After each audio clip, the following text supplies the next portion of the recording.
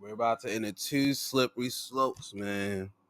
The two big sports that happen in the hottest time of the year. Baseball. I just seen something across my face that said Bryce Harper is not happy with the salary negotiations to try and pull a salary cap. Then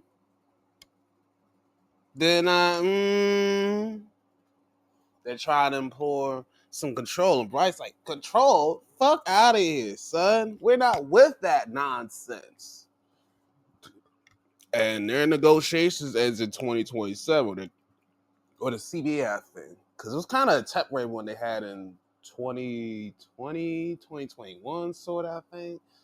And they kind of acquiesced because of COVID stuff. So they was like, all right, we'll let it slide. But next time comes around, in a few years, we're going to take this seriously because we'll have no COVID, we'll have the leverage and all that stuff. So it could get dicey. Oh, shit.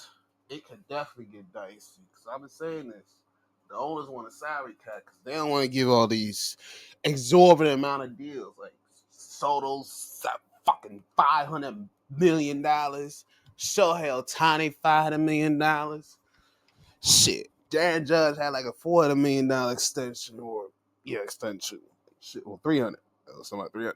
But either way, they don't want to pay all that freaking bread. Because good grief, what the fuck? That's a lot of money.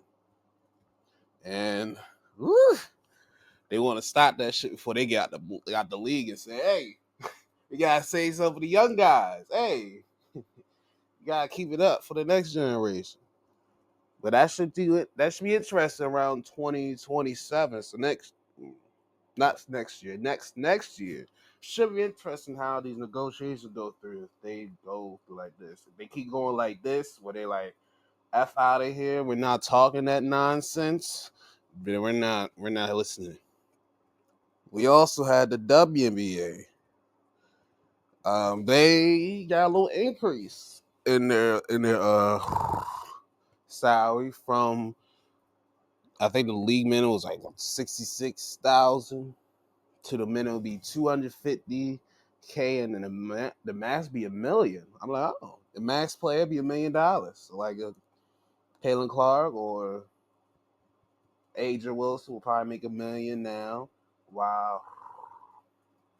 Well, the minimum will probably be lowered to 666 or 70K. And they're like, we want a little bit more. And they probably didn't see that they get their, what's the stuff? Their merchandise. Whoever buys the stuff, they get a little piece of the pie. They probably want a bigger piece of that pie. Because I think it was like 15%. They want at least the 20 or something like that. They try to get the 20 to 25%. Same as the dudes in that regard. But I'm like, just take a little bit amount. Well, I know why. Because they want a lot more and they want to have that. At the same time, it's very tough. Because they already are limited as it is. And in a way, I see why they're fighting for it. Because they want at least, I think they want to push for $1 million minimum. I think that's the minimum. They want $1 million minimum. At least $1 million for like 1 year. Like 1 year, 1 million. They want to have like what in the same way hockey has it. 1 year, 1 million. And then the max, I guess they want to get to 10, maybe about 5. I think that's about it. I really think so. So max 5, minimum is $1 million. They want to get the minimum at least $1 million. They don't want it to be the max because they'll be like, we don't think we can get further with that. So I guess they're trying to get what they can get now instead of trying to see if they can, instead of trying to get it down the line, they want to get it now. So I mean, it's an interesting strategy, but we'll see how that goes. But at least it was going to get a little increase. I would say the perfect balance will be 600, will be 500K. 500, 600K minimum. Then the max I give you around 3. Because y'all play like 44 games. I play half the NBA season. Well, first half of the NBA regular season, minus the All-Star break. So 44, 3.5 million, 4 million, probably around that suffice. So it'll be interesting how these next couple years gonna look like for the summer. Because if we don't have any summer sports after the NBA season ends in June, and football will start, training camp to start to next month after. So we got 2-3 months of dry sports if these negotiations don't go their organization's way. We'll figure that out whenever that gets there. But anyway, welcome to this Fast Lane Friday, pedal to the middle, Fast Lane Friday, August 15th, 2025, episode 308 of the D-Lo Show. We have a interesting amount to talk about. Let's get into baseball. Let's get started. Oh, we had a rain delay during this one, but that rain delay, even though we gave her 3 runs at the day, we still won this one 5-3. And Tomoyuki Sugano, he gets double digits, 10th win of the season. He did pretty well before he got taken out of that. He was 5 1/3, 1 earned, 3 hits, 2 Ks and a walk, pretty solid. Who's this guy? And we don't have no Bautista and Elfin. They both had to get season-ending surgeries. So Dietrich ends. He gets his first save of the season and probably his career too. But good. We'll just give anybody the ball in the ninth, and as long as they can finish the job for us. But we get our first runs off of a wild pitch. Jordan Westbrook scores. Then Westbrook and Daniel Johnson pull off a double steal. They throw the ball to Johnson at second, and Mountie runs home and steals home. Who knew he had wheels? Who knew? I'm talking Mountie. Who knew Mountie had wheels? Because I didn't expect that one. And then Jeremiah Jackson drives in Johnson, makes it 3-zip. Then Gunner with an RBI double makes it 4-zip. And then Ryan Mountcastle, sacrifice fly, Westbrook scores, and it's 5-zip. Then it started raining crazy. All that thunder stuff. Julio, then he come back in the 6th. Julio Rodriguez hits a 2-run bomb, makes it 5-2. Oh, snap. There was a force out that Randy Rosarito did. We challenged because we thought he was out, but they looked at the replay. He was safe. And they on the board is 5-3. But ends shut it down in the 9th. Got the last out, and we got the save. Good job. We still 55-66, and still 11 games under. If we can catch at least 70 wins, it won't be a total wash. At least 70. You can avoid an F if we can avoid 70 wins. Anyway, move on. And you're welcome, Houston, because you took 2 out of 3. Because we finally had our first walk-off of the season all the way in August. I didn't even think about that. Thank you, Jackson. Thank you for that. We appreciate that. Speaking of low scoring games, yeah, one in Toronto team, the Cubbies and the Blue Jays. Blue Jays get the 20 games over 500 with a 2-1 victory over the Cubbies. Scherzer and who's the other guy? Matthew Boyd were dealing. They were added. They both went 7 strong. Scherzer got the win out this one because he's the veteran. He went 7 strong, 5 hits, 1 earned, 1 walk, 3 Ks. And Jeff Hoffman got the save, his 27th the season. Meanwhile, for the Cubs, Matthew Boyd, he was 7 strong. Only had 2 hits, 2 earned, 1 walk, and 5 Ks. They was dealing, as the kids as we used to say. Michael Bush hit the solo shot for the Cubs, getting 1-zip in the 6th. And then Vlad hits a 2-run bomb in the 7th to make it 2-1. That's all they needed to get the job done. There's only a combined of 9 hits in this game, and the Cubs had 6 of them. It ain't about how many hits you got. It's what you do with it. That's what they say. Those are the rules. When it comes to sliding out of second, well, sliding into second, while Toronto has overtaken first place and has increased their lead. Thank you, Toronto, for putting me wrong. Thank you. Next, we have the Guardians and the Marlins in Cleveland. Man got a 4-inning save, or 3-inning save. The Guardians won this one 9-4. So they have still no Emmanuel Clase, but Cade Smith, he got the save. Oh, he had to save a hot spot, a hot tight scenario. He saved it. And Tanner Bibby, he gets his ninth on the season. He did solid. He did 5 2/3, 5 hits, 2 earned, 4 walks, 5 Ks. He did all right. He didn't have to get the job done. While Edward Cabrera had a rough outing in 5 innings. Augusta Ramirez got to start. They both got to start in the first inning because they both scored 3 runs each. Augusta Ramirez drives in the double, makes it 1-0. Then Otto Lopez. Oh my gosh. Oh my gosh. Hedges missed the hell of that catch. He missed the hell of that catch. Excuse me. Otto, he grounded the ball back to the pitcher, and the pitcher was throwing it to home plate. Hedges misses it. It goes in between his wickets, goes to the backstop. Second round comes around.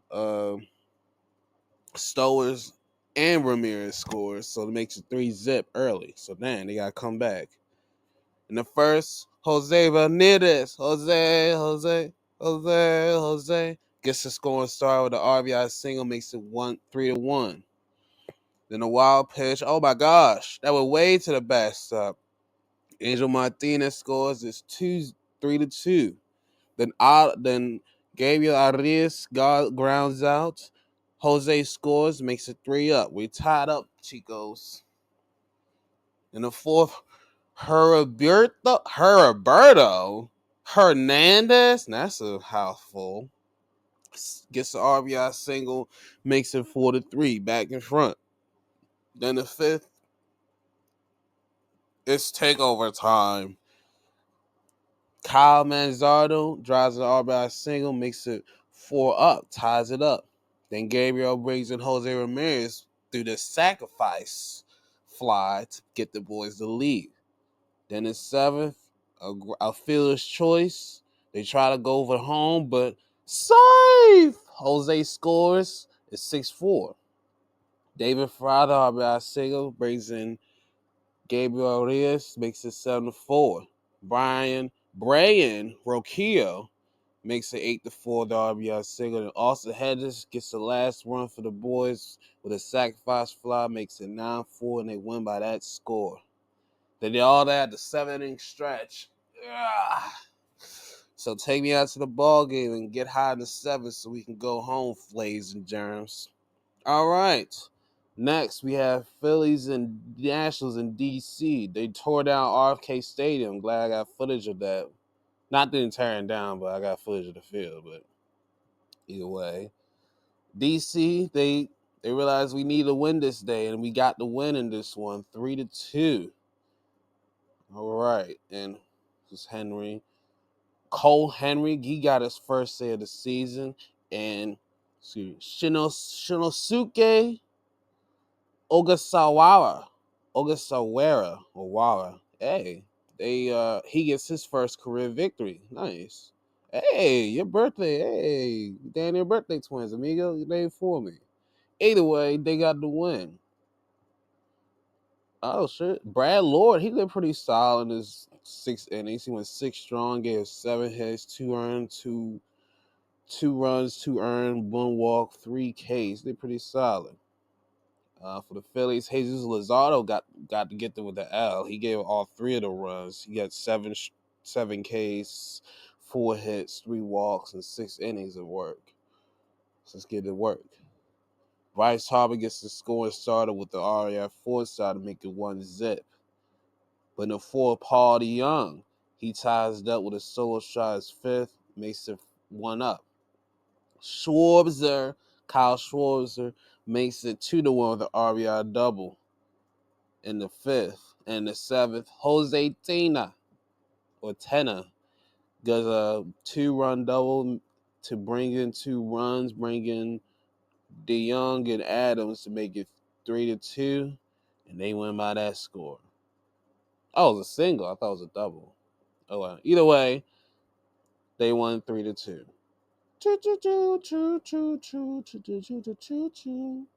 All right, Braves and Mets in New York.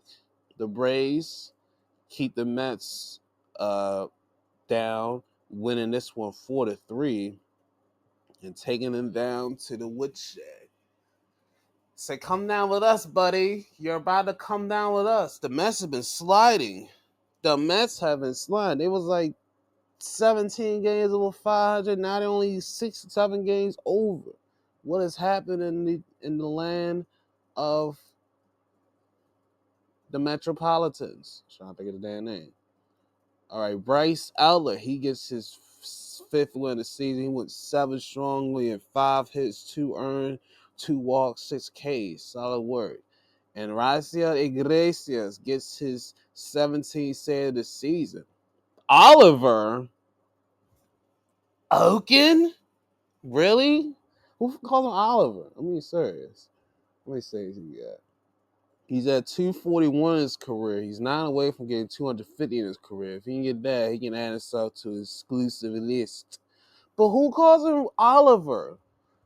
I never heard that ever in my life, but whatever. Kodai Senga, he did pretty solid. He went 5 2/3, 5 hits, 2 earned, 7 Ks. Their bullpen, Housley, ugh. The one they got, couldn't get enough. And why you got set? I understand why you got set late in the lineup, but have him lead off in a nice spot. Whatever. I'm not controlling the roster. Francisco Lindor gets a solo shot in the third for his 22nd home run, makes it 1-zip. Ozzie gets to double digits with his 10th home of the season, makes it 1-up. Then brings in an RBI single in the 6th, make it 2-1. Brandon Nimmo sacrificed himself for a run with a sac fly, makes it 2-up. Then Pete Alonso with an RBI single, bringing in Soto, makes it 3-2. Then the 8th, Michael Harris with an RBI double ties it up, and Ozzie brings him in. He was a hero this one. He drove 3 to team's 4 RBIs, 4 runs on the night. Nice. Shout out Ozzie. That's my guy. Next, he had Twins and Tigers in Minnesota. They went the extras in this one. Of course they did. But Detroit was there to eat this one out in the 11th, 4-1. 4-3, what to say. How he got there in the bottom, the 3rd. Eduard Julian. Oh God, how do you spell his name? I know teachers had field day with his name growing up. He hits the solo shot in the 3rd and makes it 1-zip. Then Ryan Jeffers, he RBI grounds out, brings in a run, Austin Martin, and he gets a 2-zip. Then Luke Chow, what the fuck? He gets RBI single, brings in Buxton, and makes it 3-zip. Then the 4th, Riley Green comes back with a 2-run bomb. His 28th of the season makes it 3-2. Okay, I didn't know he had that many. Then the 6th, Colt Keith, RBI single to makes it 3-up. We're tied up. Javi scores. Took a while for anybody to get some runs. But in 11th, Gleyber Torres sacrificed fly himself for an out. Makes it 4-3. They don't get a save guy in the 9th. They're like, we're not getting our closer out here for this one. Well, Montero finished the job, and he finished the job. Well, it makes sense. Scuba was in this mix. And he started with 7 strong, 6 hits, 3 earned, 3 Ks, 2 walks. Not electrifying, but not terrible. While Bailey Ober went 5 1/3, 4 hits, 3 earned, and 4 Ks. He didn't walk a soul on the Red Times. And last but not least, on the Thursday, we had the Diamondbacks and the Rockies in Denver. And Arizona gets to 60 wins with an 8-2 victory, convincing. Eduardo Rodriguez gets his 5th win of the season, went 7 strong, 6 hits, 1 earned, 1 walk, 6 Ks. And their last 2 did the job on the last 2 innings. Bradley Blaylock got roughed up, and it was not pretty. He didn't even get to the 4th inning. He ain't finished the 4th. He get a 2nd one already. Jeez Louise. That's not good. Let's go through it. Lourdes Gurriel Jr. with a 3-run bomb to get the start in the 1st. Makes it 3-zip. Then Jose Herrera. I ain't heard that name in a while. With a 2-run bomb. Makes it 5-zip. Then Ketel Marte with a 2-run double makes it 7-zip. And we're only in the 4th inning. Jeez Louise. Kyle Farmer gets his boys on the board with a solo shot, makes it 7-1. Coleman Carroll, the RBI double, make it 8-1 in the favor of the Diamondbacks. Then Brenton Doyle gives their boys one last bit of hurrah with a solo shot, makes it 8-2, and that's all she wrote, Chico. All she wrote. It's all she wrote. All right. Let's go. Well, all right, we're not going to say it. All right, the Cubbies are back at home because they play at 2 o'clock. That's how you know they hate night games. That's what they do. But they get a lot of people that show up at their day games, though. Even though, either way, Cubs and the Pirates in Chicago on the north side. Can they get back in the division race, or will they get further behind? On the Cubs mound, it's Colin Rare. He's 9-5 to 4.9 ERA, 116 innings, 85 strikeouts. He's trying to get the double digits. As for the Pirates, it's Braxton Ashcraft. Now, that's a new name. We're doing good so far. 18 games. He got 36 innings, 3-2 in a year, 3.19 ERA, and 33 strikeouts. Made his debut in May. He's been pretty solid. He's been doing bullpen work mainly, but he's getting a first off for the first time since early in his first couple starts. He's finally getting a start. He's mainly in the bullpen because they're like, hey, we got a lot of arms here, but we need somebody in the bullpen. Can you help out? And he's been doing that. But now that they trade other people pieces, they're like, let's give you a shot, kid. I'm going with the Cubbies because Kyle needs to get the double digits, and that's how we're going to play it. All right. Well, we play it. Well, we're on the road. The Brew Crew, they're on a 12-game win streak. They broke their little franchise record, which I thought was a lot further. I'm not going to lie. I thought I had like a 15-game win streak, but they're on a 12-gamer, and they're on the road in Cincinnati take on the Reds. The Brewers, they don't have no pitcher available, so you know the rules. On the other side is Nick Martinez. He's 10-9 a year with a 4.49 ERA, 136 innings, 97 strikeouts. He can get 100 strikeouts tonight. But you're at win number 47. You need 3 more to get to 50. And that's very tricky for you, Nicky. Yeah, tricky, Nicky.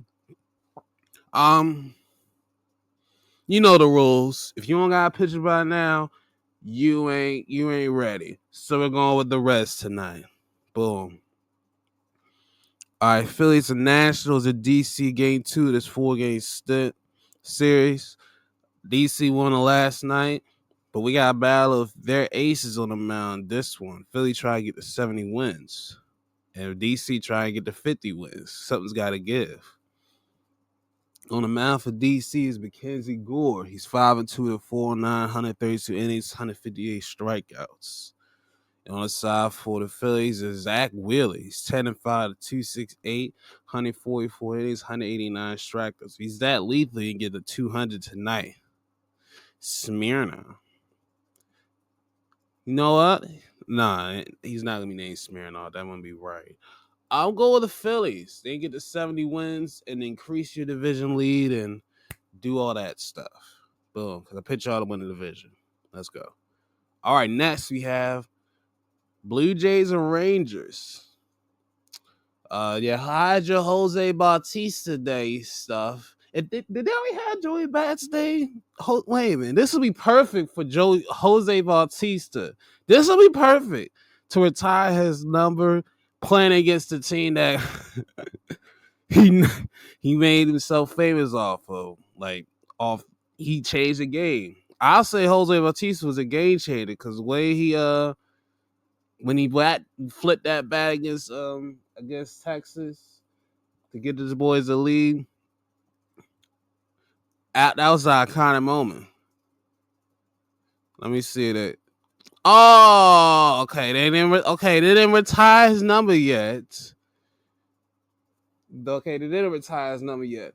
Toronto, this is the time you should retire this man's number because I don't think there can never be another number 19 Jose Bautista. He brought y'all back on the map.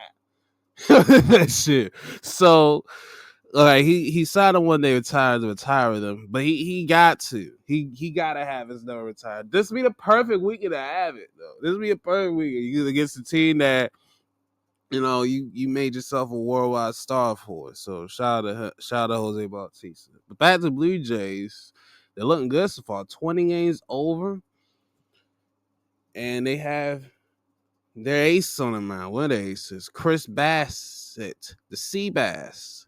He's 11-6 with 417, 133 innings, 128 strikeouts. Pretty good this year.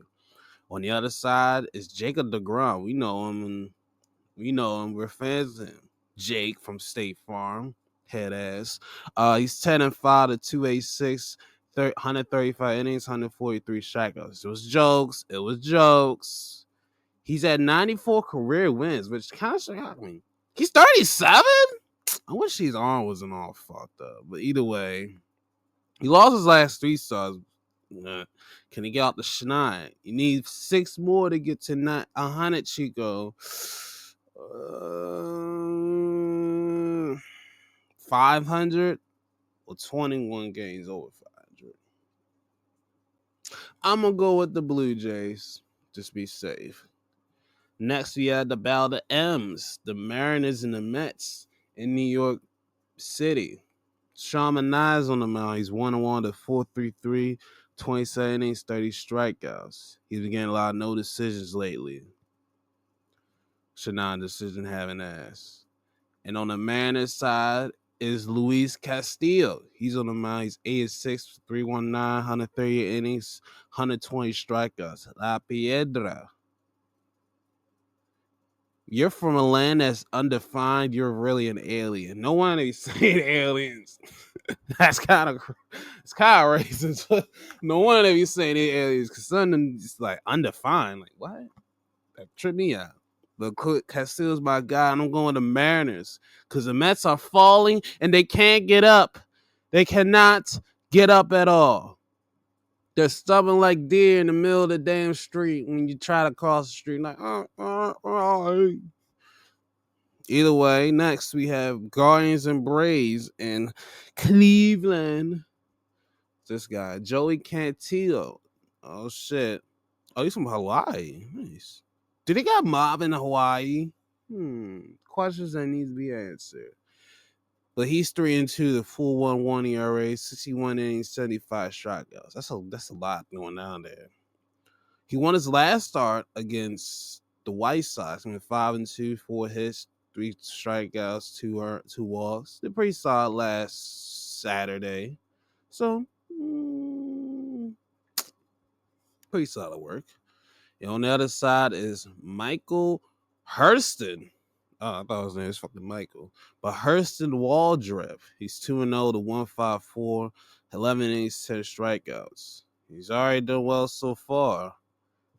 He's got 2 outings so far and did good. One he started, one he came on relief, and he got wins in both. Nice. What versatility his man has. Oh, wow, he's from Georgia, too. Nice. Well, nice. Why the Southern Florida game? He was born in Georgia, went to Florida, and then drafted by the Braves. Very fitting. I'm going to Guardians regardless, so yeah. But we gotta ask him, is there a mob in Hawaii? And they gotta do the Hawaiians. Or whoever the tribe is over there, that part of whoever around there. Next, you had the Marlins and Red Sox in Boston. Bigfoot, please. You're freaky ass. Lucas Giolito's on the mound. He's 8-2 to 377, 100 innings, 82 strikeouts. He has 69 wins in his career. Nice. Mwahaha. And then on that side for the Marlins is Sandy Alcantara. The Sandman, he's 6-1, 6-11 with a 6.55 ERA, 121 innings, 90 strikeouts.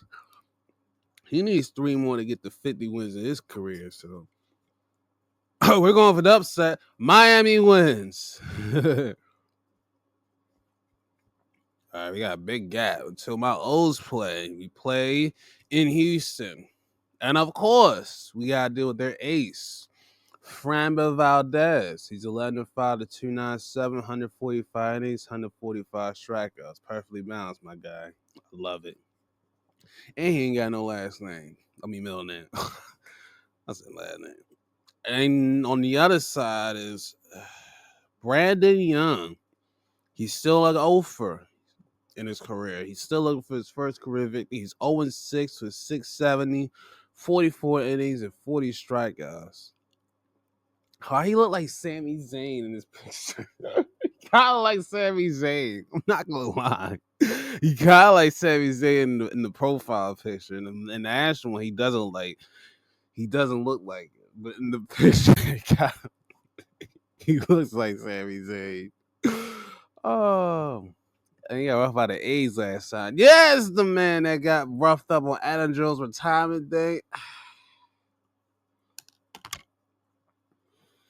If he got roughed by the A's like that, I'll be worried how he gonna be roughed by the Astros like this. Come on, O's. We're gonna need to pull out like 30 runs to beat the Astros. So yeah. Well, Scott Glenn Gatley's back and Gunner.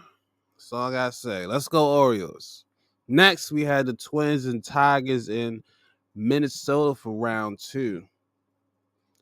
Pearson Ole, interesting name. He's 0-2 to rookies with a 7.15 ERA, 11 innings, 9 strikeouts. He had 2 starts and 2 relief pitchers. Wait. Yeah, all right. So 2-2. When did he make his debut? A week ago? A couple weeks ago. Because I'm like, dang, his day was 7/29. Then he had one 3 days later, then 4 days later, and 4 days after that. But we went 2 innings each. So, well, he's getting a real start, I guess, because I got shafted the other one. He went 3 innings and got an L. How you get an L in 3 innings? You know what I'm saying? He only get 1 earned run. So he must then go shit the rest of the damn game, guys. Whatever. Good luck to getting your first win. While we have the good old ground chuckster, Charlie Morton, our former Royal. He's been pitching very well. He really pitched very well the last couple months because he wanted to get a different job or a playoff team. But I don't blame him. It's 7-10, a 5 ERA, 111 innings, 117 strikeouts. He did well against Angels. Oh, never mind. Never mind. He did not do well against Angels. He got roughed up. But he had 10 strikeouts, though, so that's why I saw. Like, damn, he's dealing. But he had a lot of runs, though. So, what an interesting outing. 4 1/3, 7 hits, 6 earned, 1 walk, and 10 strikeouts. He's like, I'm getting these outs myself. No ground balls over here, bucko. I'm going to go to the Tigers, though, because please. Next is the Royals and the White Sox. Kansas City trying to get to 500, while the White Sox trying to get to 45 wins. So it's got to go. Noah Cameron is on the mound, the rookie. He's doing pretty good. Very good. 6-5 to 2.52 ERA, 93 innings, 76 strikeouts. Nice. He got the win last out against Minnesota. He went 5 2/3, 6 hits, no earned, 4 Ks and 2 walks. Pretty solid outing. And on the other side is For the White Sox, it's Ernest Savali. He's 3-7 and 4.91 ERA, 73 innings, 62 strikeouts. Rarg. I'll go to Royals. I'll go down. Next, you had the Yankees and Cardinals in St. Louis. St. Louis, get yourselves over 500 with this one. Who knew the Mets and the Yankees got the same record now? And they were both in first place. It's funny as hell. For the Cardinals, there's Andre Palante. He's 69 to 495, 123 innings, 80 strikeouts. Neil ass nigga. For the Yankees, it is Luis Gil. He's had 2 starts. The first start didn't go too hot. The second start went a little bit better, but didn't get the decision. He went 5 in the third, 6 hits, 2 earned, 7 strikeouts, and a walk. He has 7.2 ERA, 8 2/3 innings, 2/3 innings, 10 Ks. I really want to root for the Cardinals so fucking bad. Go Cardinals. No, I'm good. Forget it. Next, you have the Diamondbacks and the Rockies. Can the Rockies avoid getting to 90 losses before the end of the month? Or can they get the Diamondbacks further down in their depth of despair? On the other side, on one side for the Rockies is Tanner Gordon. He's 2-5 to 8.37, 33 innings, 22 strikeouts. At least for him, he's got these 2 wins this year, so at least he get on the ledger in his career. Oh my God. Wow. The last 3, he's been getting pummeled. Get him out of here, coach. Please. Oh my God. I don't even want to read these. These are probably the worst 3-game stretch I've ever seen from a pitcher.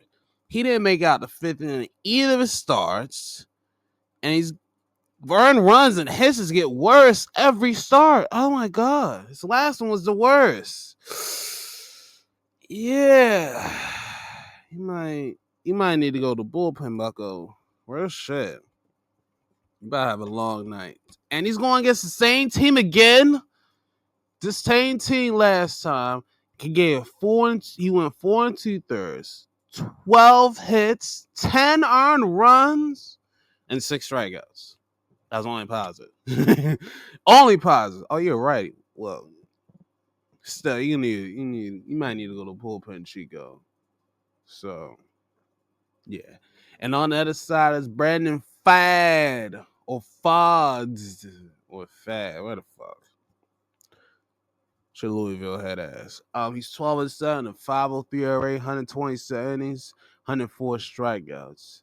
He needs to go a beard back because him without it just looks like he's trying to be Dennis the Menace. Let's go to I'm going to Diamondbacks because we already know what's going to happen. They're going to get mollywop.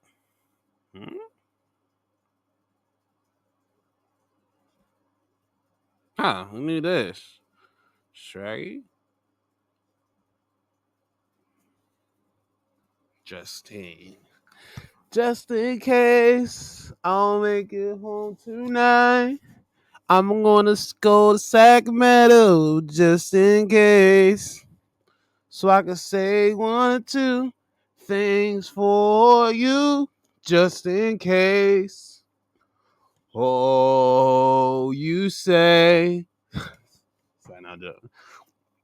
All right, we're going to A's and Angels in Sacramento. Is that Glenn? No, it's not. My age really shook. I was like, Glenn? I thought it was somebody new. But anyway, it's Jack Perkins on the mound. The rookie. He's 1-2 to 4 ERA, 20 innings, 20 strikeouts, and 10 appearances. He was coming out the bullpen most of the time, but he got his last start against my Orioles, and conveniently enough, he was on the other side of the Brandon Young experience where he got the win. He went 6 strong, 3 hits, 3 earned, 5 Ks in the walk. You lucky son of a bitch. Whatever. We gave you your first career victory. You're welcome, kid. You got him, Baldwin. You might have something if you got it. if you got to win in Baltimore. Either way, on the other side, you say Kikuchi, you say.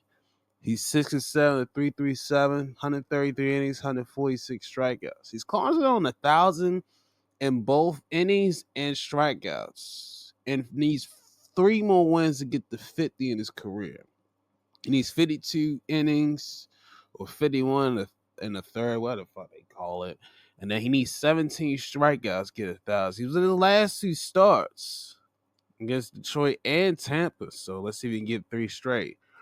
I'm going to Angels so he get to 60 wins. Sorry, Perks. Anyway, Padres. They are in first place in the NL West. Holy smokes. We have a new team in the West that is in first place that is not named the Los Angeles Dodgers. Wow. Who thought that? That took about 12 years to do that. Real shit. But shout out to San Diego for making it happen, my guys. Good job. Y'all got 1 game lead over the Dodgers. Y'all have nobody on the mound at this moment, so I can't give y'all a rundown who's on your end. But y'all been playing very good baseball. And man should be an Oreo.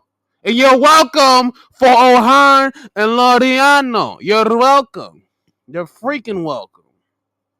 Meanwhile, the Dodgers, they're in second place, and they're looking to go to their good old reliable ace, Clayton Kershaw. He's 6-2 in the year, 3.14 ERA, 71 innings, 46 strikeouts. We know how lethal he is. He's a Hall of Famer. He's one of the last 2 stars against Toronto and Tampa Bay. He's looking like the old Kershaw.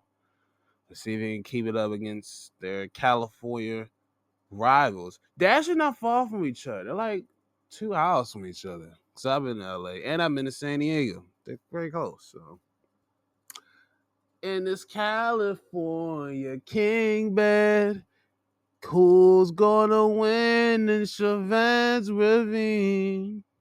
I'll go with the Dodgers tonight, but the Padres win. I won't be shocked or appalled. Hey y'all, my California Kings. I was thinking around for a moment. I saw a fine ass. I saw an ad that just fine ass. Anyway, and last but not least, Rays and Giants in San Francisco. Who? This is the battle. Who gonna get the 60 wins first? Giants will need your help, and y'all gone 3 under 500. And the Rays, they started out good, and they been sliding a little bit after the All-Star break. Well, before that too. But whom will get the 61st in San Francisco? This is the free game on the MLB app. It can't be Dodgers and Padres. You know, it might be on MLB Network, so I might have to put a pin in that one. For the Giants, it's Landon Roop. That's the boy hit the horn, son. He's 7-6 with 3.11 ERA, 101 innings, 95 strikeouts. Get your 100 strikeouts, my guy. He coming back from injury. He was been injured. He had a little flexor injury, but he's back on the mound. His last one was against Atlanta. It was 3 weeks ago. He went 5 innings, got the win, 4 hits, 1 walk, 6 Ks, dominant. On the other side for the Rays, it is Joe Boyle. O'Fallon, Missouri is a new city. I never heard that one before. But he's 1-2 at 3.82 ERA, 38 innings, 31 strikeouts. Yeah, that's a new one. I never heard that one. That's of all the times I hear in Ohio, Missouri, I never heard that one. That's new. His last start didn't go too well on the ninth. He got roughed against Seattle. He didn't even make it. He didn't make it out the 4th inning. So it was a little rough. Let's go Giants. I'm going with the Giants in this one. All right, let's go through stage real quick. I'm just going to skim through. Toronto still 5 ahead of Boston. Detroit still 6.5 lead over Cleveland. Houston's lead has shrunk from 3.5 early in this week to 1.5 behind in front of Seattle. Philly increased their lead from 2 back to 2 in front to 5 in front now. Milwaukee is 8 games over Chicago. But in the Padres took first place in the Dodgers. So they're gonna flip it back and forth throughout the rest of the stretch run. All right, look, wild card real quick. Seattle, Boston, New York is still in the front. Cleveland half behind, and Texas 3.5. And we're way back. All right, Mets had the last spot by a half game over the Cardinals. I mean the Reds. My God, the wild cards are very similar in terms of the distance behind, games behind, and next few games behind. It's very eerie, low key, for the first time in a while. But and they're a little closer and more manageable, but they're very eerily similar. This is the first time in a while it's been like this. Perfectly balanced on both divisions. All right, let's go to the ladies. We speak a little bit on their contract negotiations, but they've had a thing called rivalry week, baby. And it's been very interesting.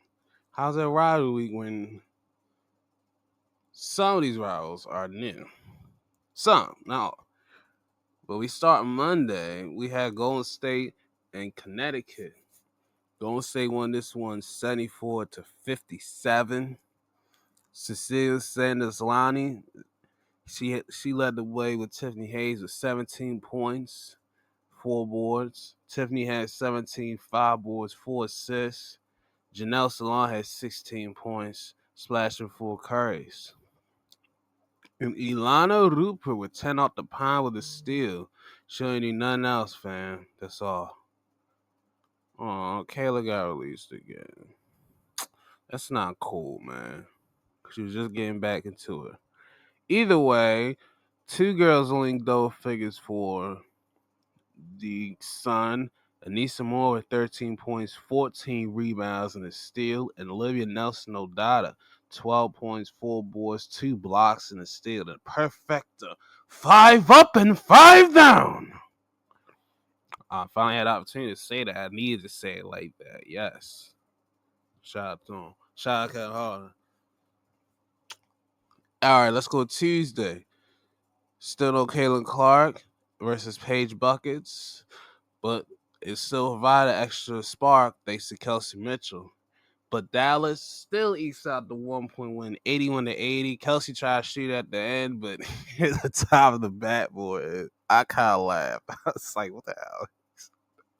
I expect that. But Maddie Seeger, she led the way, 22 points, 5 rebounds, a steal. Nice.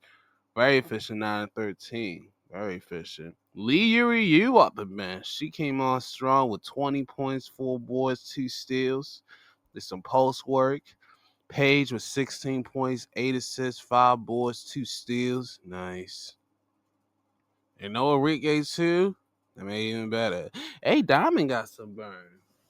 Hey, at least Diamond gets some burn. Well, it's got a few minutes, 7 minutes. Ain't bad. But hey, it's better than nothing. As for Indiana, Kelsey Mitchell led with 24 points, 6 boards, and a steal. Leah Boston, 14 and 5 rebounds and 2 blocks. Sophie Cunningham, 14 points. Yeah, that's it. Natasha Howard, 12 points, 12 rebounds, double with 3 blocks and 2 steals. Sheesh, fill out the stat line, shouty. And Chloe Berry with 11 and a steal off the bench. Nice. Will they get mad if you call him shawty? I don't know. That was a random question. That was such a random question. Either way, Liberty and Sparks in L.A. and they went on a scoring duel, but there was one by New York, 105-97. All 5 stars were in double figures. Only had 15 bench points. Emma Messerman led the way, 24 points, 9 rebounds, 4 assists and a block. Nice. John Quell Jones, double, 21 points, 11 rebounds, 2 blocks, 8 of 11 shooting, super efficient, and 4 or 5 for 3. And Fuega, Leone Phoebus, 20 points, 4 assists, the steal and a block. Nice. Sabrina Ionescu, 14.6 assists. Nice. Tasha Cloud, 11 points, 2 steals. We'll talk about that in a second. And Marina had most of the team bench points with 9, 4, 4, a steal and a block. Hey, 6 women work. Wow, no, Isabella Burn? Wow. Thought they give Izzy a little burn, but I guess not. It's like, nah, B, we don't need you tonight. This is that look pretty. All right, the stars in LA look good. Kelsey Plum with 26 points, 5 boards, 5 assists. De'Ara Hamby, 21 points, 8 rebounds, 4 steals, and a block. Sheesh. Azurá Stevens, 17 points, 4 boards, 4 assists, 3 steals. Nice. On 7-11 shooting. Sheesh. And Rakia Jackson, 16.7 rebounds. Wow, she's like 20 shots? Wow. I didn't expect that much. I really didn't expect that much. Like, wow. Real shit. The element lets to set everybody up. She gets a lot of the assists. She's like, I'm getting assists out here. Shit. You take the shot with Kia? Yeah. Like, you take the shot as a Ray? Yeah. You take a shot, Kelsey? Yeah. I don't really understand about it. Yeah. Yeah, I think Bray got her this one. She twists her ankle. She's like, came down someone's foot. My ankle. When the hell they get Alyssa Pelly though? When did that happen? When did that happen? Real shit. Because I know she got released, but I've been expected to get on waivers and come to Los Angeles, baby. Add to the bad's harem. Anyway, next, let's go to Wednesday. Because they had no games yesterday. Because they went off on a Thursday. But they're on the Wednesday. Let's go. All right, we had Connecticut Sun to get their 6th win of the year, taking out the Chicago Sky 71-62. They still don't have Angel Reese, so that makes the reason why they won this one. Layla Khan, 17 points, 5 assists, 4 boards, 2 steals. Tina Charles, 15, a steal and a block, veteran work. Marina Maybe, 10 points, 5 boards, 4 assists. Nice. Nisa Moore with an almost double double, 9 points and 9 rebounds, 3 blocks and a steal. Couldn't get it done, but it's close. Doing good though. She fine shit. I don't care. And on the other side for Chicago, Camila Cardoso. She had 24 points, 9 rebounds, and a block. Liz Williams, 12 and 15 rebounds, 2 blocks. Rachel Banhan, 10 and 5 rebounds. Oh, I sound corny. and Ariel Atkins, Bria Harley, and Lizzie Allen. They got into a whole slobber knocker in the game early in the first quarter. I was like, God damn. It was about to have a throwdown on the court. I was like, oh shit.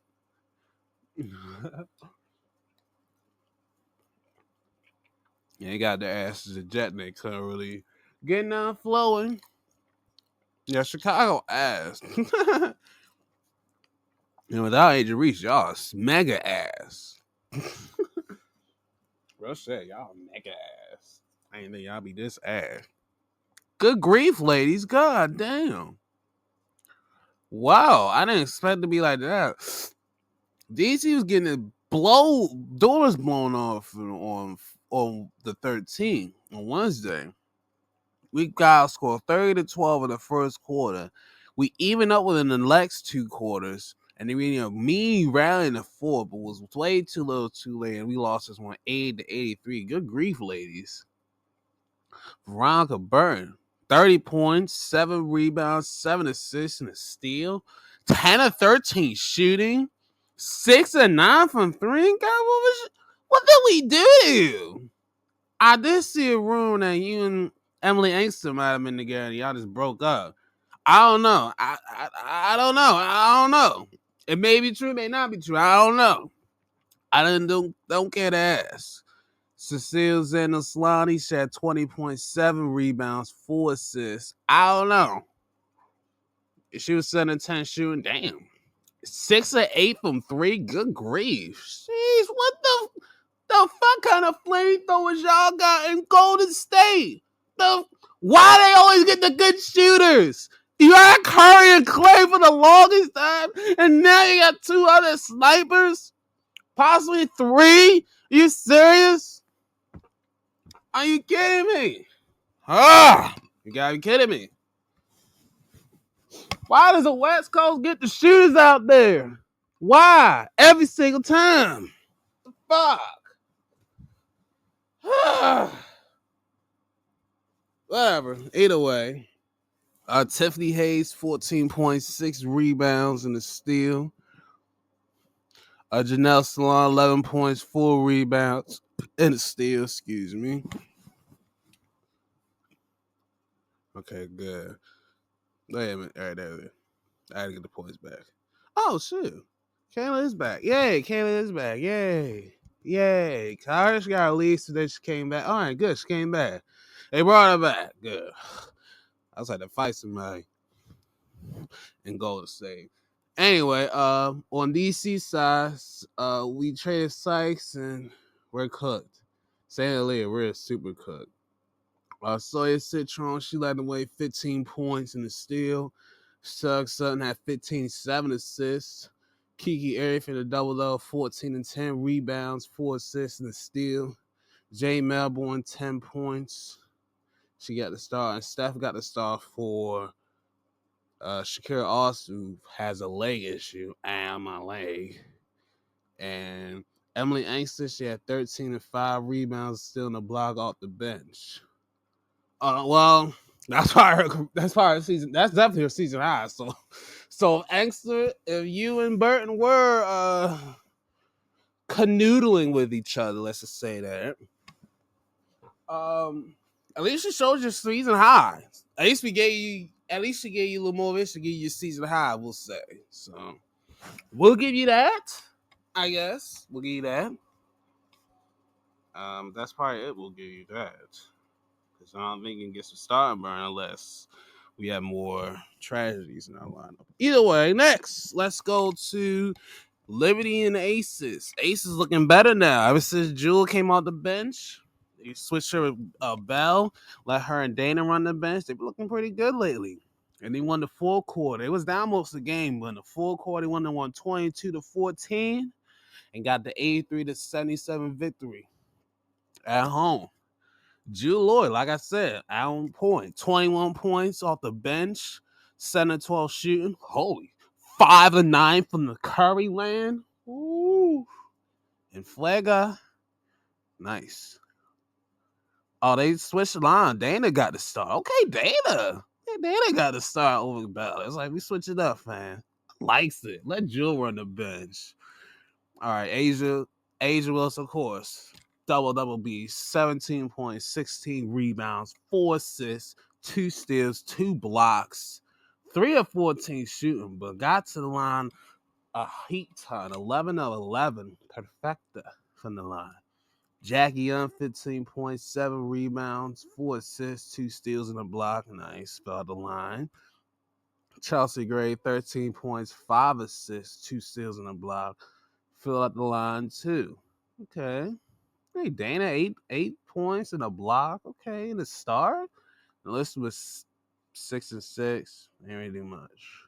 Oh, I thought you filled out the whole set line. Never mind. As for New York, Emma Messerman again, 24 points, 10 rebounds, and a steal. Nice. Sabrina with 18 points and 1's around the board, except for blocks. John Quell Jones, 11-7 rebounds, 5 assists, 2 blocks. And everybody else can really shoot that well. Or ain't getting many shots. Either or. Aces, that's standings. Let's go to standings after this one. Because it's getting tight in the W outside of Minnesota. All right, and last but not least, Seattle. In Seattle and Atlanta, that third quarter was a game changer. They outscoring 27-15 and they to maintain and win this one 85-75. Ryan Howard came back in the mix. He had 25 points, 7 assists, 2 steals. Nice.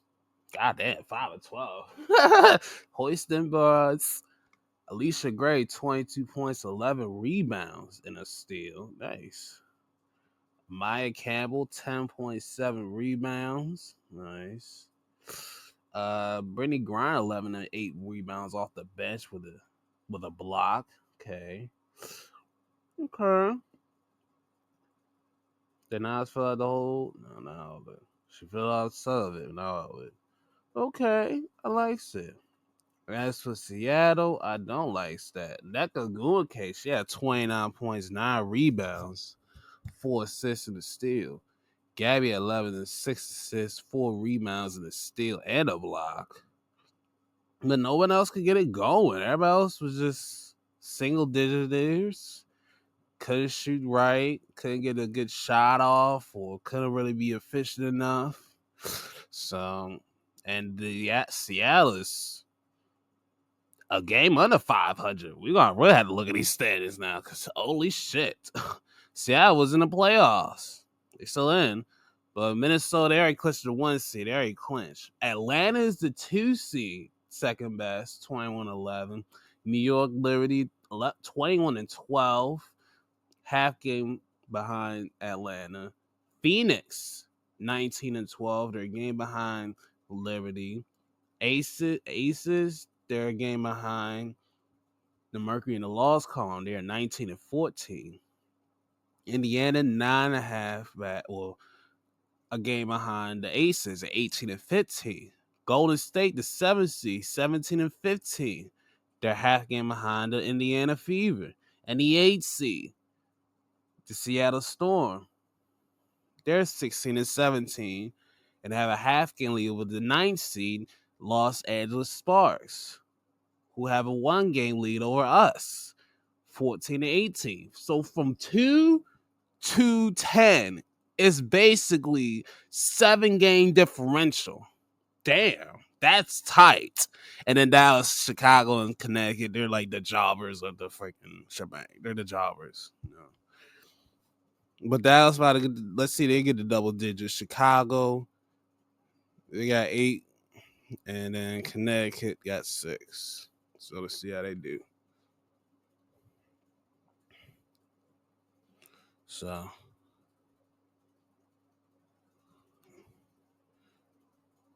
it's a very interesting tight mix. It's probably tight as I've seen in a long time because all teams 2 through 10 they can make the playoffs, and there's only 7 spots left. So we got to get our shit in gear. Speaking of getting gear, DC, we are taking on the Fever Indiana on Ion. For the Ion guys, they're probably gonna give us the freaking Chicago or freaking Dallas. I'm like, bro, I ain't want to see my Mystics, but you know how they gonna be. Still Clark. I don't have Austin, so I'm not as confident. I'm gonna go with us though. Let's go DC. Prove me wrong. Next year, Golden State is Chicago. In Chicago, I'm going to Valkyries because Chicago's a hot mess and no Angel Reese is gonna help them out. Definitely. Wings and Sparks in Dallas. Dallas can't get the double-digit wins in this one. I think they could. But I'm going to go with the Sparks for this one. They can get it in Dallas. And then we got 2 10 o'clock Ion showcases between the Storm and Dream. Wait, wait. Huh? What? Nah, huh? Wait. All right, that's what I was about to say. They are. I was like, why is Atlanta hosting? But they are in Vancouver, so they're gonna be in Canada. This is bad. This is bad bargaining. First of all, why don't you have a Canadian in this bitch? That's actually coming. Like, hello. I think she's from Vancouver. Aaliyah Edwards. I don't know. But either way, a little odd, but Atlanta 21-11. And at least for Seattle, they don't gotta go far. They're right there. They're basically right across the border, so they don't gotta go too far. So benefits Seattle. Damn, bitch. Oh my god. How you feel? What the? How do you feel about me now? Like what? What do you fucking mean? What do I mean? Oh my gosh. What the fuck? Well, you better not hear this part because how do you feel? You're gonna answer after I finish. I don't give a fuck right now. I'm gonna finish this shit. Anyway, I think Seattle should have made that true for Sykes. So we appreciate you getting us a pick and get some fine shit on our team as a young cast. I've been seeing that a lot. Fine shit. At least we got a veteran fine on our team with Alicia Clark, but I don't think this move gonna work with them. They need a score. You had your defenders.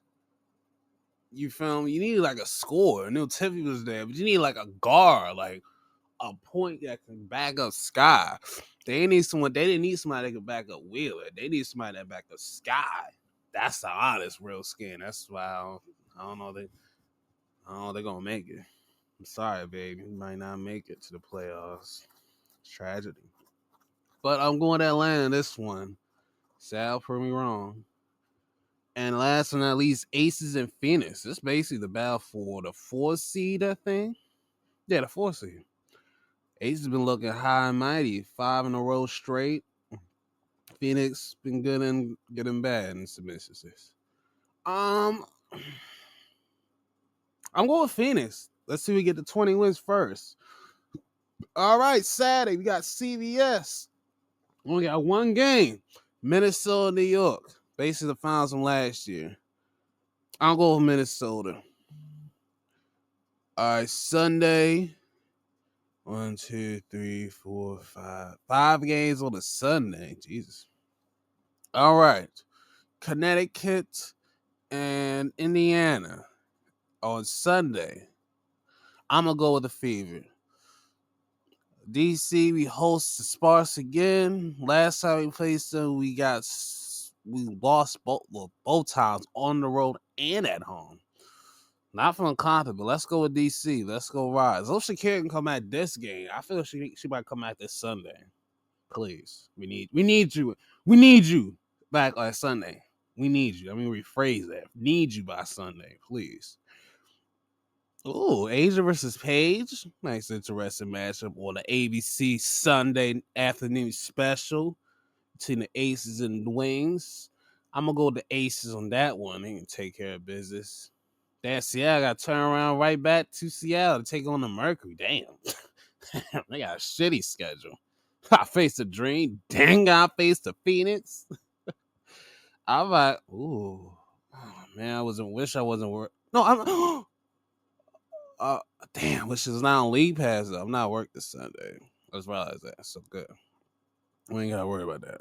But damn, now we gotta watch this game. This is the game I want to see right here because my 2 starters. I'm gonna go Phoenix, and then Dream versus Golden State. That should be a good one. I'm gonna go the Dream, and then we're off, and then they're off Monday, and then they're off fucking Monday.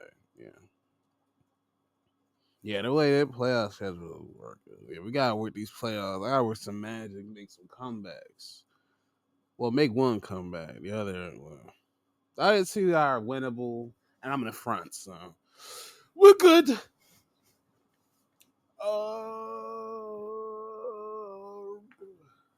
All right, let's go through these. Let's go through the weekly shows. Start from Monday. I ain't talking about Raw last. Actually, I did. I did talk about Raw last week. That right. Punk starts the show. LA Knight comes out saying you ruined my chances win the title last week, and we got a little problem, but I understand why you did what you did. And they went back for a few moments.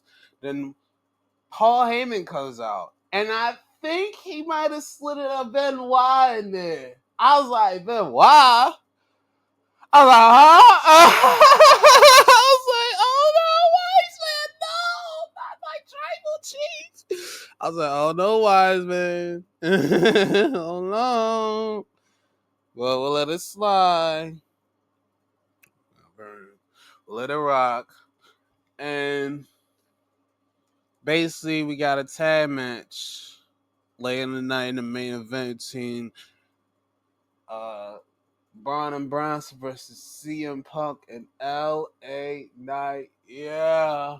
CM Punk, LA Knight. Yeah. Yeah. Yeah, I had to do it twice because, yeah. Yeah. But yeah. And then why Braun doing that starter man? That starter math ain't working for him. You're 47 and you're 40. You're 100 years old combined. Roundabout. Rounded. Math. Remember back in the day, you used to round the numbers, round the math. You know what I'm saying? You put a 9, you know what I'm saying? You round it to 100, right? You feel it? That's why he did a roundup. So, whatever. Anyway, AJ Lee, that's AJ Lee, AJ Styles and Dragon Lee. What are you saying? Versus Dom's dirty ass and El Grande Americano.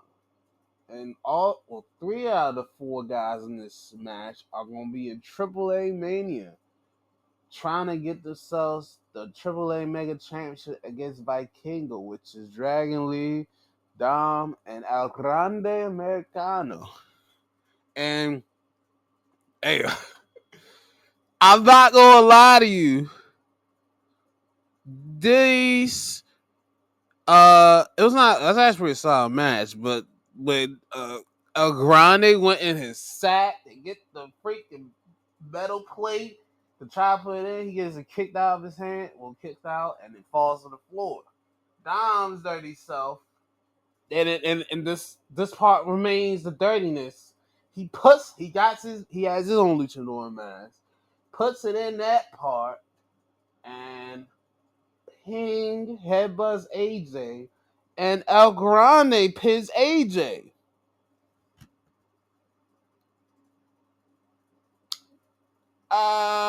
This is the second time that El Grande Americano has pinned AJ Styles in a 5-month span. When is he gonna get his payback? What the hell? What in the blue hell?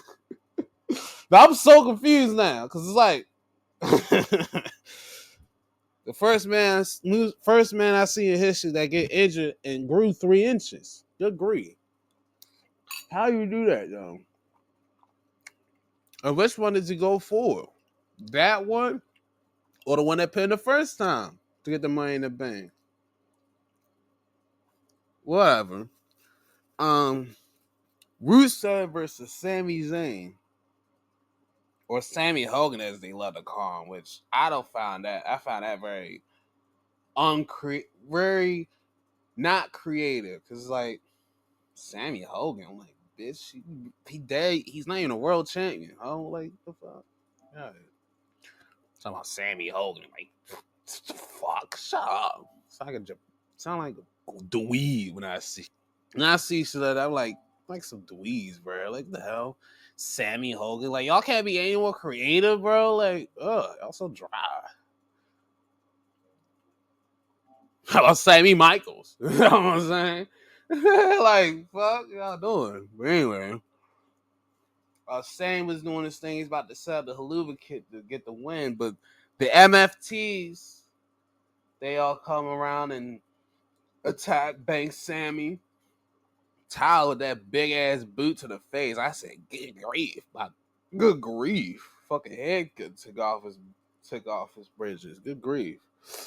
Then Shamey attacks Rusev at the bell, and they go on the other side. They fight. They're all fighting over in the crowd and everything. So,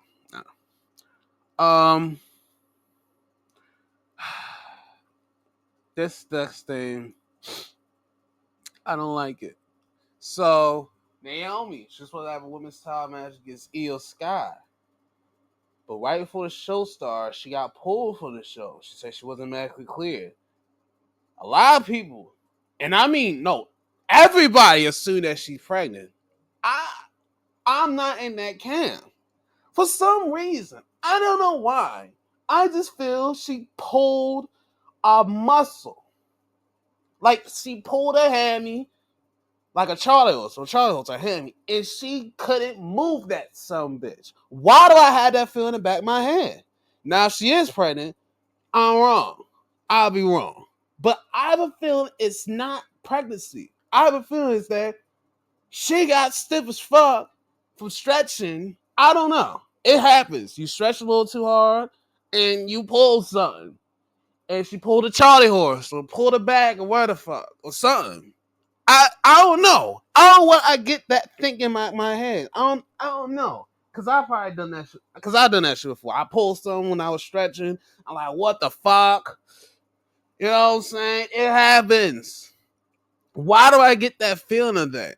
I don't think pregnancy. I'm thinking she pulled something the day of, like in the morning or in the afternoon, wherever she was coming from.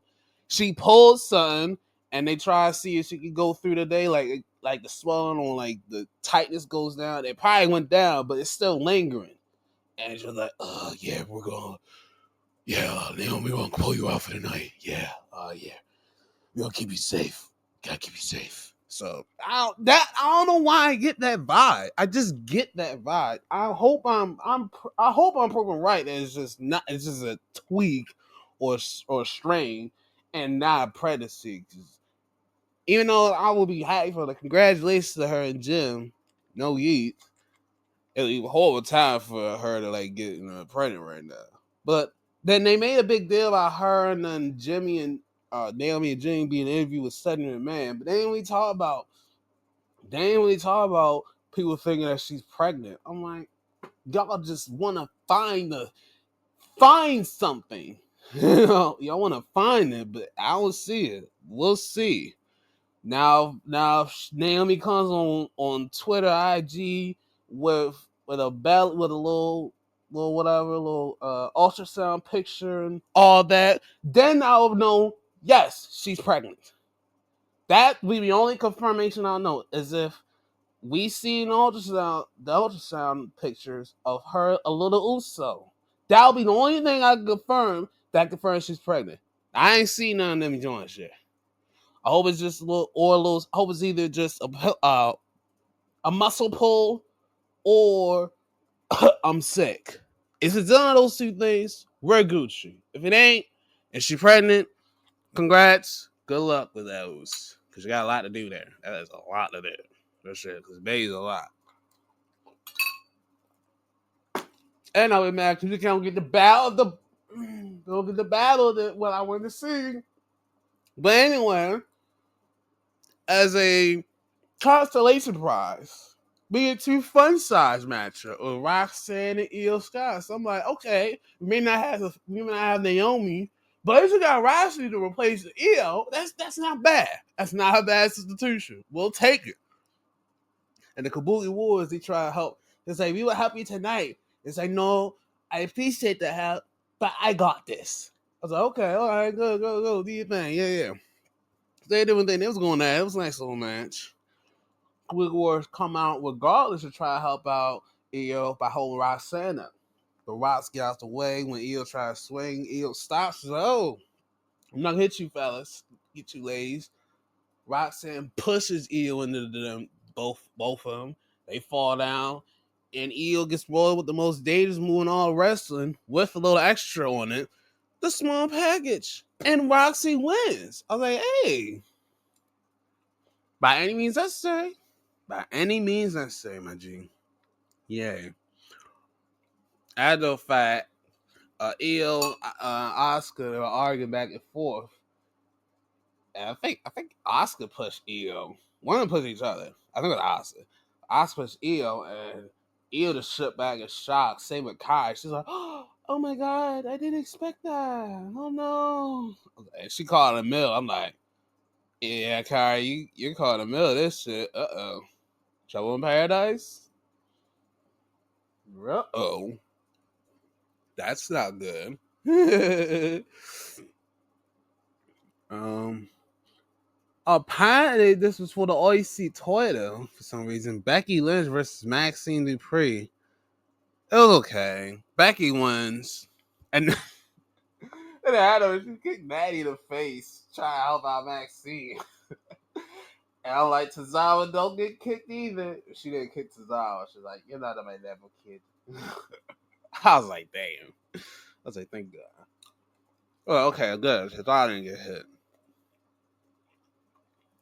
Rhea, just like being bored, see what happened. She's like, you sure you can have Corbin and Austin? And she was like, basically, y'all her Japanese, and then tell her, stay out of my business. Or mind your business. That's how they say. I'm not gonna lie, that part was funny. And when she was yelling in Japanese, Rhea, it was kind of hot. I was like, I mean like that, babe. See that. Carl knew he was saying when you said this joke. Chinese, Japanese, whatever the fuck it is. All right, main event. Brian Bradson versus LA Knight and CM Punk. It's really ain't getting no second good because White was CM Punk doing a hot take. He's about to do the go to sleep to Braun or what? I think it was Braun. Seth come out the out of nowhere and just start wailing on him. Peace out of him. Then Jay comes out to save with a steel chair, equalizer. Then Pierce comes out to all that melee has around and cooks up a four-way. Seth Rollins has defended the title against CM Punk, LA Knight, and main event Jay Uso. Yeet. So all four of them go at it. They fight again. But Seth and his crew, they bake the three guys. And you smell that? You smell that? You smell that? You smell them? You saw what he cooking? You smell that shit? I smell a 6-man tag next week. Why do I smell? I smell a 6-man tag next week. I smell it. I smell it. I smell it. Hungry. I don't got a problem with this, but I did see a four-way in the fancy way of it was Seth Rollins, Roman Reigns, Brock Lesnar, and CM Punk, which I was like, what the hell? That's just a random ass four-way. They say it will be generational. I'm like, it's cool. It's above average. It ain't gonna be generational. Above average. Like Mike Sanders. Real shit. Keep your ass above average like Mike Sanders. That's what it will be. It won't be generational. It'll be a good four-way. Not that way. Generation, you talk about Brock Lesnar, Batista, John Cena, and fucking Randy Orton, some shit like that. That's generational type shit. You know what I'm saying? That's a four-way. I always wanted to see the OVW four-way. And it's something to be the referee. I'm sorry, brother. I'm sorry.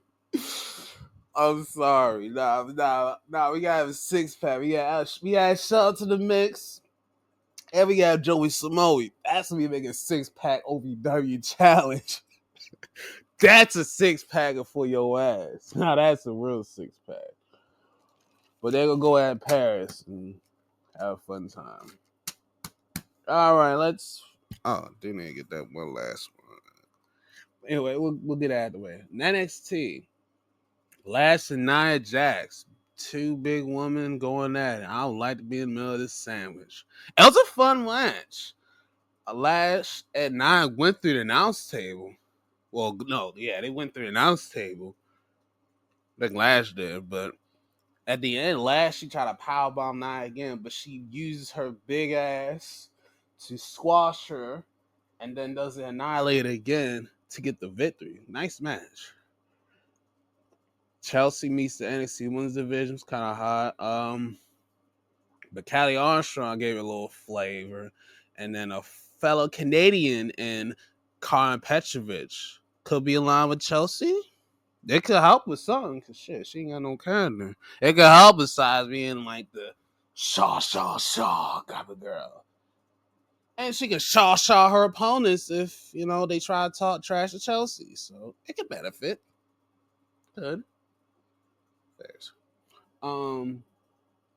Joe Hendry via Charlie Dempsey. Did you believe in Joe Hendry now? Briggs feels betrayed by Ian Moore. Ian Moore calls him a jackass what he did, and they get to fighting, and they got a huge Philly street fight next week in Philly. I was saying anything different.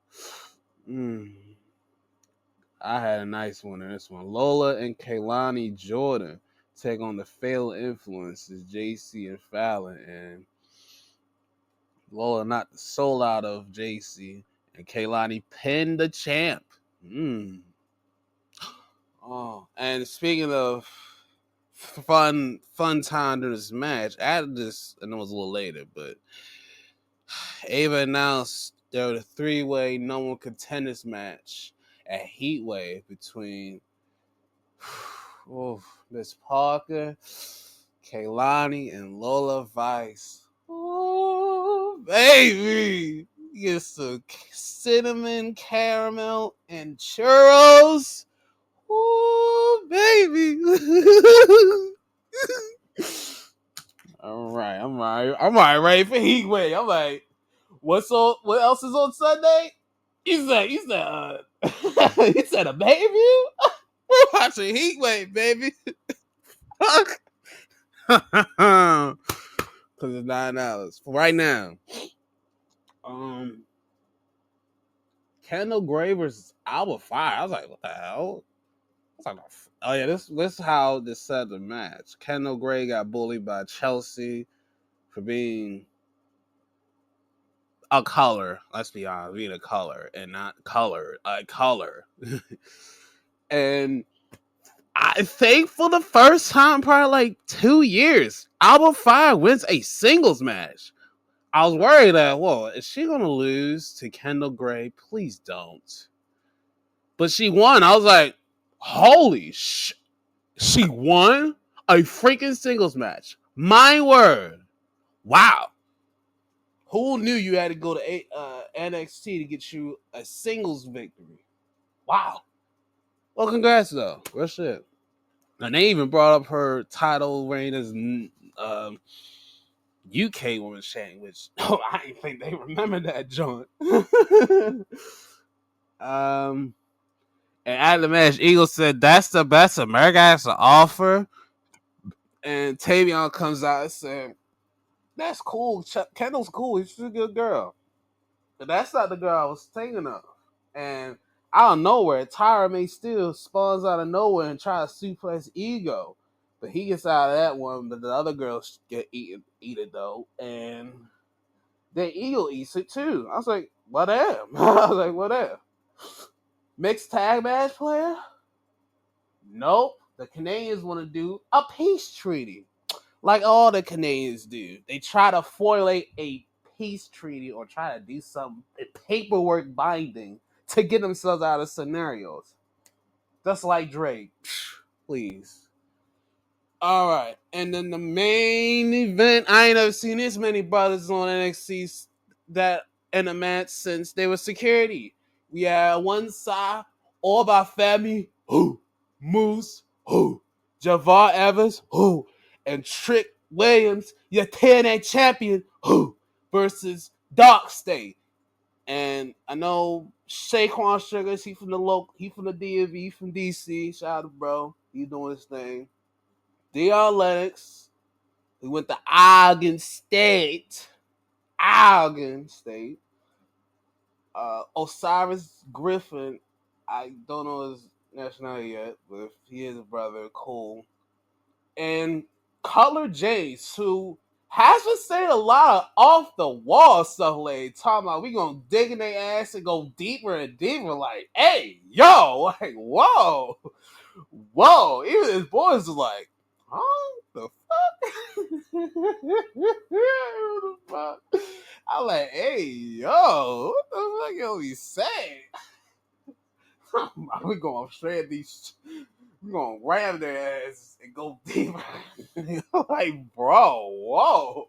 Like, pause, bro. Like, whoa. This is national television. There are children watching this program. Wow. Wowzers. Like, wowzers. You're just talking extreme. Wow.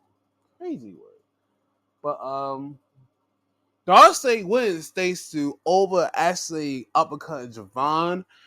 And then Moose, he tried to spear one Sugars again, but he got out of the way and spears Oba, so he's done.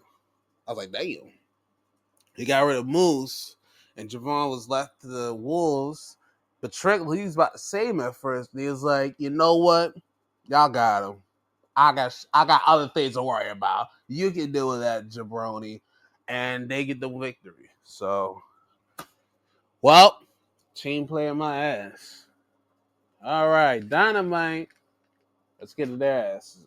They have a lot of interesting stuff. I will go after their pay-per-view, but we'll talk that next time because they have a lot. I have a lot to say on the pay-per-view. I did say they was cooking, and then goddamn, they threw the whole fucking grease pot when I said they was cooking. I was like, good grief. We'll get to that a different time because I got a lot of time left. But they went with he's cooking. He said I'm cooking. Oh, let's throw the whole pot. Like whoa, like whoa, sir. Y'all said you was cooking. God damn, now you fucking about to blow the whole building up.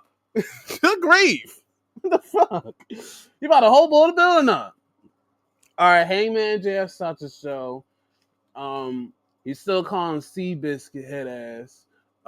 So he's like, you know, Seabiscuit won the end, right? I was like, that made me laugh. I don't know why it did. It made me laugh, Michael. I don't know why it did. But yeah, but either way, he's like, you're not gonna give me a title match. I was like, I'm not giving you a title match unless you put that contract on the line. He's like, but you're too much of a coward to do it. I was like, ooh, we got you there. He's like, I'm too much of a coward. You know what? Fine. I am putting this thing on the line at the freaking pay-per-view. And then he said it. He was like, you fucked up. But he's putting a contract on the line at Forbidden Door. I thought it was all in Forbidden Door. So yeah, we got that. Moss versus Knight. Knight got king in this one. Shout out to yo.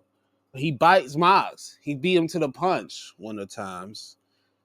But Mox chokes him out in the middle of the ring, Bulldog style.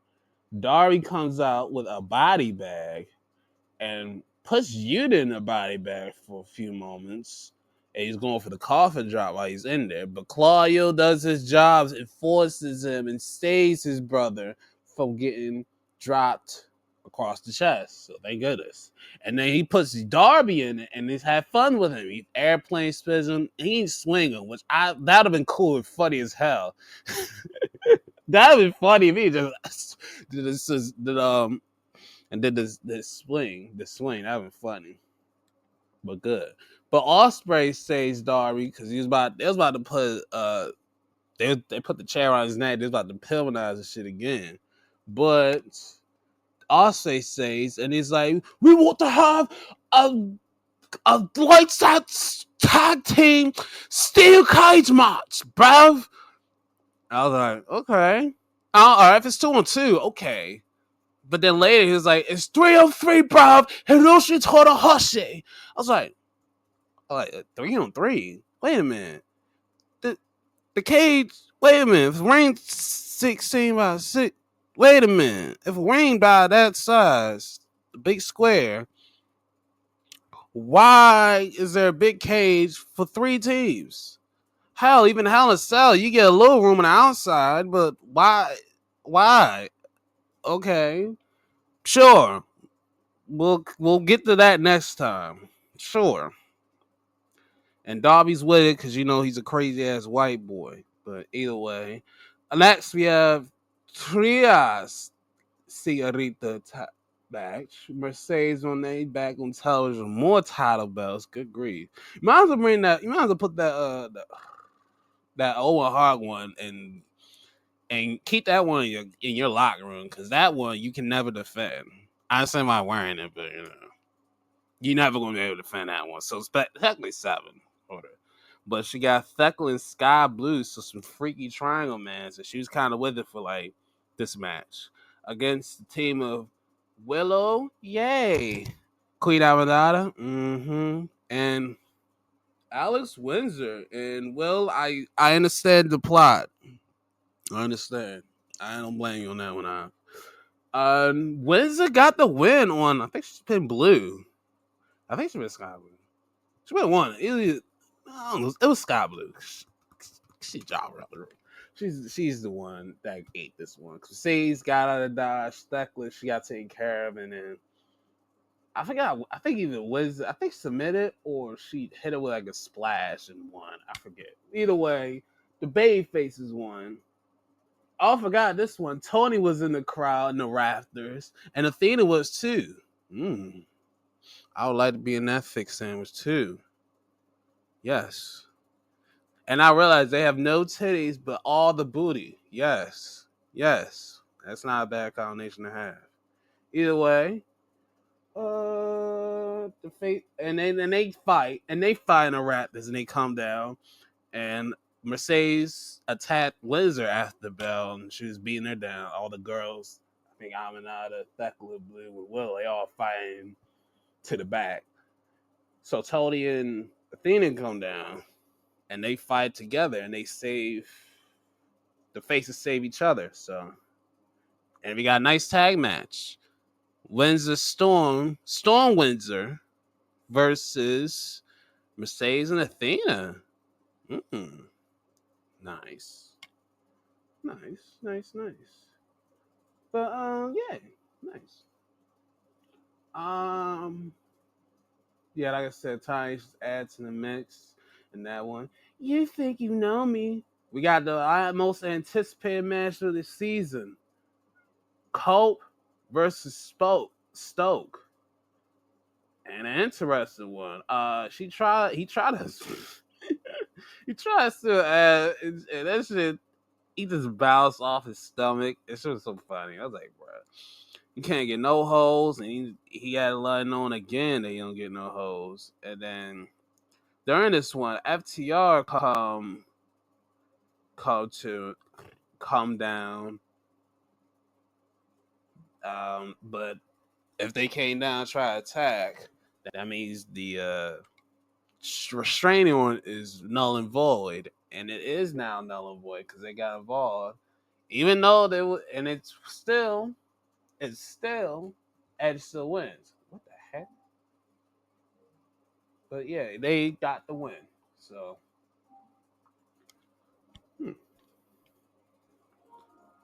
yeah. So yeah. But after the one, no, it was a DQ because FTR they first threw the powder in the face, and it was like, oh my god, he got powder in the face, my man. Oh my god, and they beating the piss out of him. But Christian comes out. I'm like, Christian? Oh shit!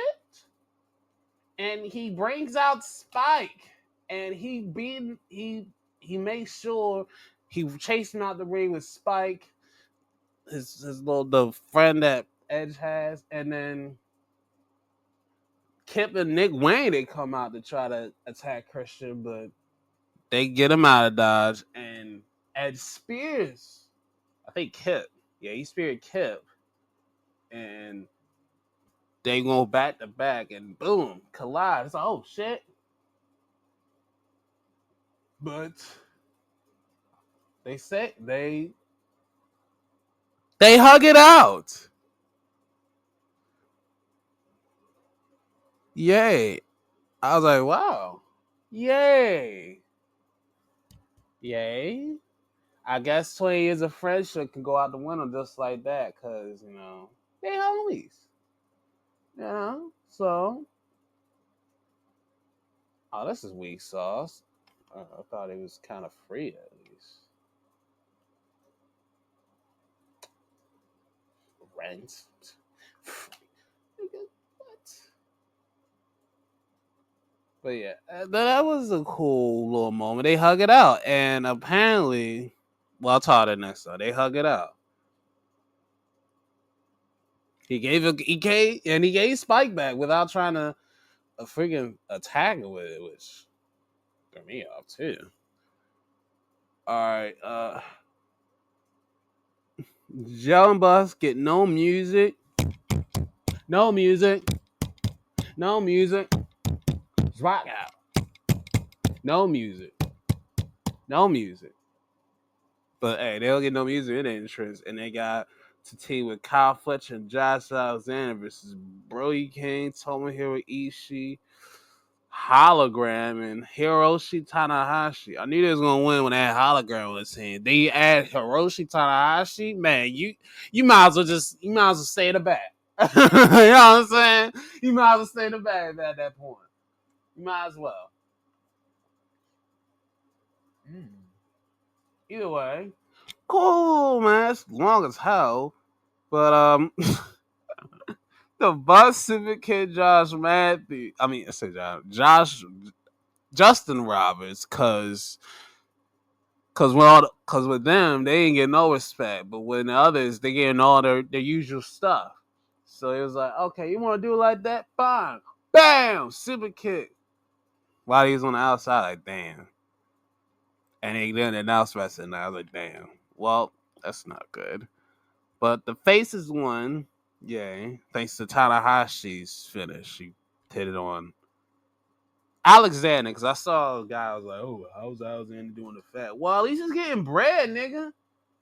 I hate these. I hate them I hate these trial ass niggas. Y'all treating these niggas like treat the WWE and AEW like they're the fucking like my Ravens. Like, you know what I'm saying? Like, you should be grateful that these niggas got a job. You know what I'm saying? You can say, hey, I like them better, but nah, be trying like, oh, how's he doing now? Like, man, he's got a job, man. Fuck that. Do you have a job? I be wanting to go at the motherfuckers like that. Like, do you have a job? The fuck? Like the hell? Tom, Swerve interview. He's going to go until Kyle comes out and interrupts and he said, bring it on, bitch. And then he laughed. But, oh shit, the white tees looking to get something official. They go in the room with the extras at. I thought it was going to be some random jobbers for seeing them in the mix. But they asked the Young Bucks to join because they're in the job extras room. And it's what the fuck? All right, well, I'll gotta go to the next. We'll go to the next one because I'm confused. I know the Young Bucks, they conversated too, but the other two on the other side, I'm confused about, and I gotta look it up again. But yeah, we're just doing that. All right, one thing we'll do last is Triple Mania, and they're gonna be on YouTube. Thank goodness. Shout out to them being on the tube. You know what I'm saying? All right, we got the full way of Vikingo, Dom, Dragon Lee, and Grande Americano. I'm going with Vikingo retaining. If not, Dom dirty ass retaining. Then we got mixed trios match. The Judging Day, Finn Raquel, and JD McDonough taking on Missy Iguana, Nino Hamburguesa, and Lola Vice. That's the other reason I'm tuning in. That's the other reason I'm tuning in. I want to see Lola Vice. I'm going to judge today. Los Garzas versus Pagano and Psycho Clown in a street fight for the AAA tag titles. I'm gonna go with Los Garzas. They're retained. I got the Fantasma. Then we have the Latin American Championship between El Mesias and El Hijo de Ragnar Jr. Okay. And then we have Oh, a three-way for the women's title. Reina de Reinas women's title is Flamer, Lady Flamer, she young, Fabi Apache, she thick, and Natalia. Natty? Damn. Okay, Natty. Why didn't I have her shit out? She's but whatever. And then they have a Badahala cup, which is a brand of petroleum oil additives, lubricants, and gasoline additives for motor vehicles in the area of Seattle, Washington. Bar down. Get your bar down. Whoever the participant says, we just had to guesstimate them three, them folks, and do that. At least let me on the YouTube though, because that's cool.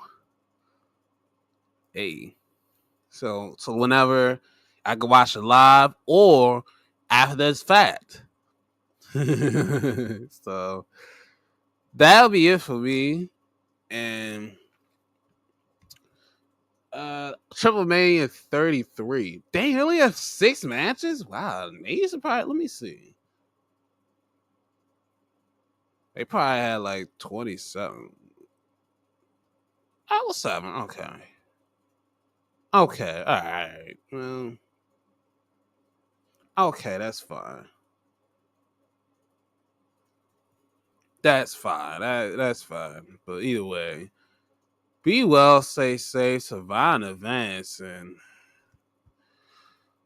hope you around for this next dance.